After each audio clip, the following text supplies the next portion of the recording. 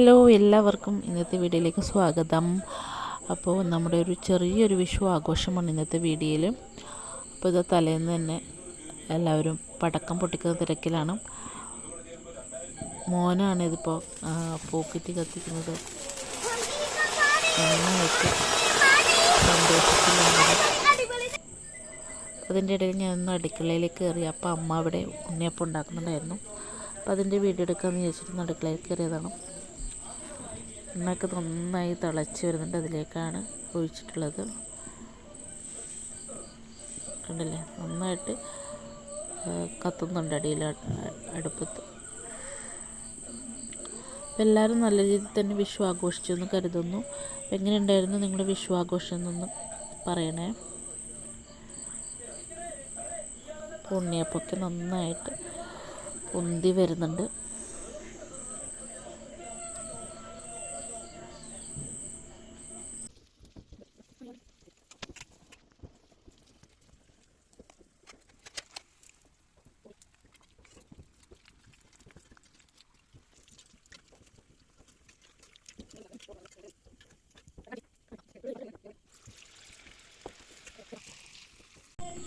അത് കഴിഞ്ഞ് നമ്മൾ രാവിലത്തെ വീഡിയോ ആണ് എടുത്തത്. വിഷുക്കണിയാണ് കേട്ടോ. ചെറിയ രീതിയിലാണ് ഞാൻ ഒരുക്കിയത് വിഷുക്കണി. എനിക്ക് പറ്റാവുന്ന രീതിയിൽ ഞാൻ ഒരുക്കിയിട്ടുണ്ട്.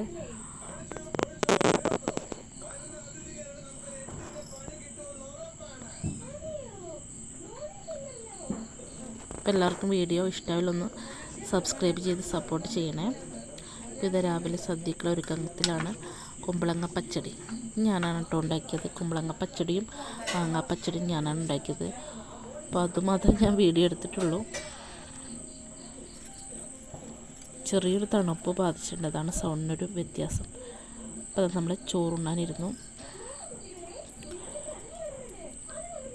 ചോറ് വിളമ്പി അതിന് മേലേക്ക് സാമ്പാർ ഒഴിച്ചു. കുത്തരിച്ചോറാണ് കേട്ടോ ഇപ്രാവശ്യം. നമ്മുടെ വയലിൽ നിന്ന് കൃഷി ചെയ്ത നെല്ലുകൊണ്ടുണ്ടാക്കിയ ചോറാണ്. അതുകൊണ്ട് കുറച്ചധികം സന്തോഷമുണ്ട്.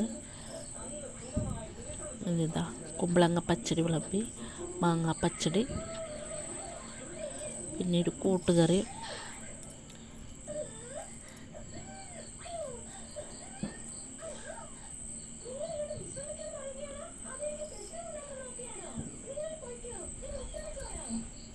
പിന്നെ ഒരു പയറുപ്പേരി ഉണ്ടായിരുന്നു കേട്ടോ. പയറുപ്പേരി വിളമ്പി. പിന്നെ പപ്പടവും അച്ചാറും. ഇത്രയായിരുന്നു കേട്ടോ ഞങ്ങളുടെ വിഷു സദ്യ. പായസം ഉച്ചയ്ക്ക് ശേഷമാണ് ഉണ്ടാക്കിയത്. ചോറുണ്ട് കഴിഞ്ഞിട്ടാണ് പായസം ഉണ്ടാക്കിയത്.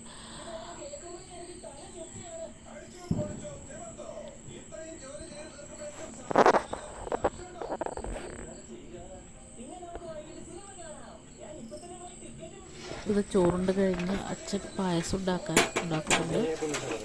അച്ഛനാണ് കേട്ടോ ഉണ്ടാക്കിയത് പായസം. പാൽപ്പായസമാണ് ഉണ്ടാക്കിയത്.